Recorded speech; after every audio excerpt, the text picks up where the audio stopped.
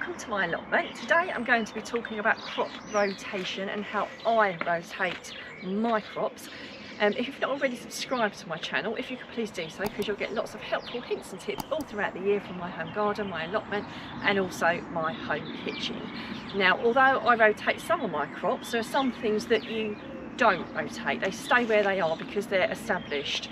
Things like my rhubarb, you know, I don't move that. That stays there year after year.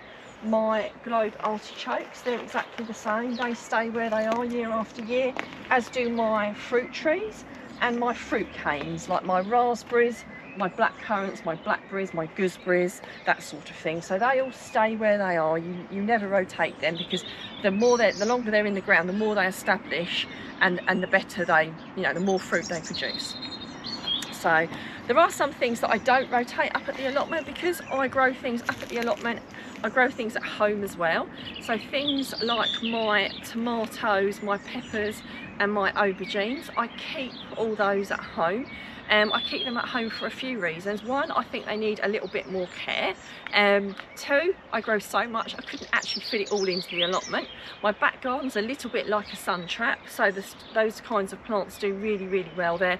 And we also get a lot of blight up at the allotment. Now, while I manage to always save my potatoes every year, the tomatoes really struggle to keep the blight away from them up at the allotment here, so I keep them back at home because they're easier to take care of them, and I find that I get a much better crop. So as we move down, I'll show you my crop rotation system. So as we move down,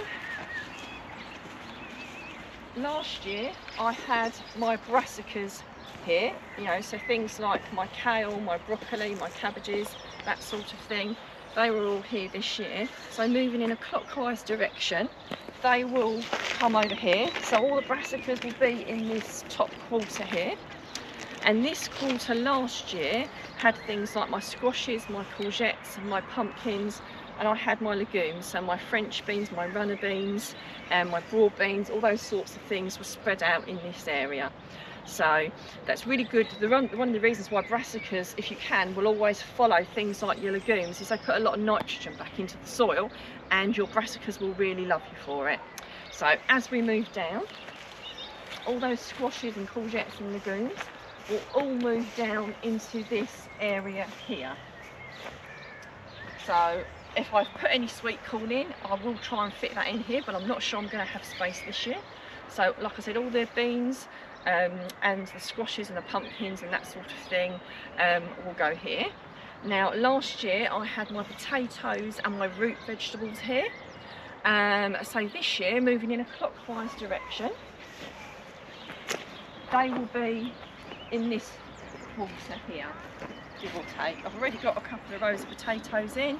I'm going to be putting some more potatoes in, and my root vegetables, things like carrots, beetroots, radishes, parsnips, that sort of thing, are all going to be in this quarter here. So I'm just going to move up to the other area. Now, I realise this isn't the only crop rotation system out there, and before I started this video, this is the one I've been using for quite a few years, and it works really well for me. But there are some other ones out there, so if you want to explore and have a little bit of a look on the internet and see which ones might work better for you, because if you want to grow all your tomatoes and your peppers on your allotment as well, you might want to do a slightly different rotation. So I'd really love to hear what other people are doing with the way they rotate their vegetables as well. So as we move up, like I said, I had all my onions and my leeks and my garlic all in this bottom section last year. So again, in a clockwise direction, we move up, and all my onions and leeks and garlic and that sort of thing will be in this direction. As you can see, I've got my overwintering onions in there already, so they've already been rotated in. My spring ones are in, and also my garlic are in. So yeah, so it moves it up, and then so it all then rotates back round again, all in the same circle. So it's really easy to keep track of where everything could be.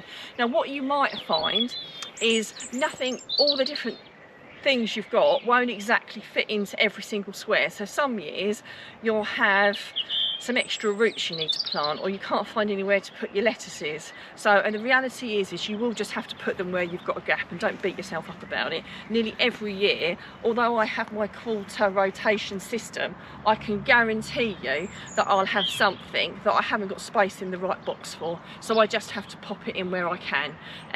It's not a dreadful thing, so don't worry about it at all. You just have to do the best you can. Unless you've got like 2 allotments maybe, you're going to have to just do the best you can with where you put things.